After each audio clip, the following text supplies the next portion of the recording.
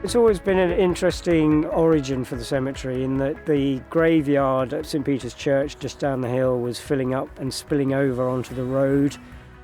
They wanted to find a bigger, more generous space for burying the dead of Berkhamsted, and the Countess of Bridgewater up at Ashridge, she very kindly donated the land, and then since that point it's always been money raised by public subscription, which has helped with the extensions of the cemetery as well. There's always been a public interest in the cemetery.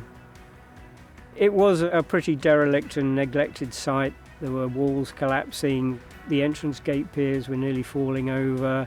The squatters had been occupying the sexton's hut for a while, so the door had to be blocked up and it wasn't accessible. We set out to try and transfer it from a dead space to a living place. I'm very pleased with the fact that we seem to have arrived at that point where it's accessible, they can see what's been done as a result of the project, and they can feel welcome and invited into the space. We managed to secure a grant from the National Lottery Heritage Fund. That paid for a substantial proportion of the works, but we also had to raise probably £250,000 on top of that as partnership funding. So we've had to evolve different types of fundraising techniques to really get that extra money as part of the process. It was absolute key to the project to understand what was important. We didn't want to try and put it back to what it was originally. What we've done is try and find a real balance between what's historic, what's original. Areas where, for instance, there weren't any gravestones were ideal places to put the Garden of Remembrance and the performance canopy. We did a lot of work to try and understand how the cemetery had developed historically, and out of that came this concept to divide the site into 3 zones that reflected that historical development. The area where we're setting it now is the oldest part of the cemetery. That always had quite a nice parkland feel to it, so we've designated that an events and activities area. The middle area with the Garden of Remembrance was very much an area for memorialisation, which is where the adopt-a-grave scheme is particularly strong. What we've done is deliberately set aside at least a third of the cemetery as a wildlife area. It's been great to find out that there's various types of bumblebees that we didn't know we had. The flora and fauna is all expanding. And also one of our kind neighbours has been up every morning keeping an eye on what kind of birds are here in the cemetery, and we've put in bird boxes and things to encourage them as well.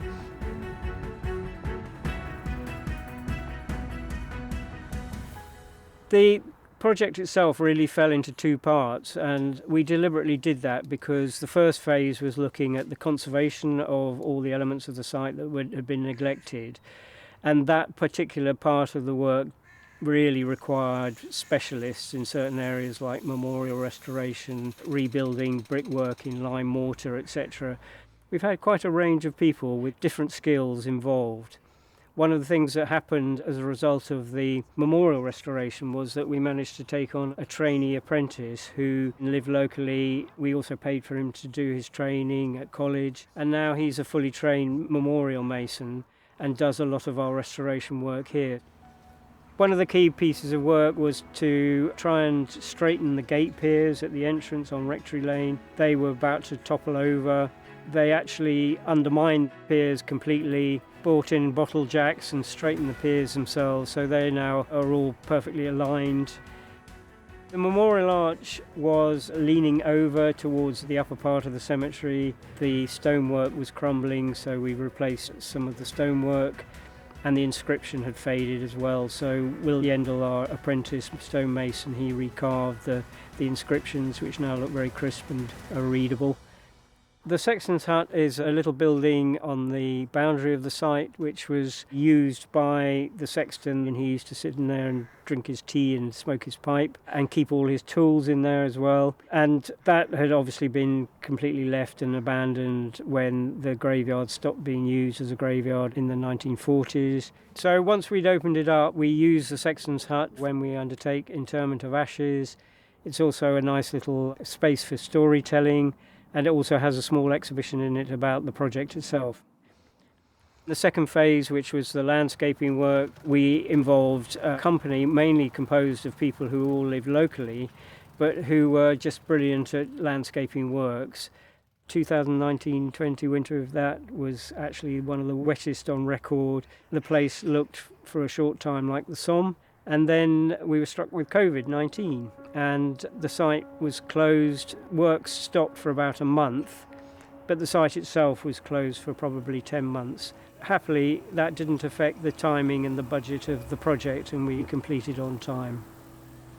One of the major tasks really was putting in the resin-bound gravel paths. We followed historically what had been there. We didn't create extra pathways in the cemetery. One of the things for us was that although burials had mainly stopped in the 1940s, there was the opportunity to look at whether it could be a place for interment of ashes. So we've reopened that possibility with the Garden of Remembrance.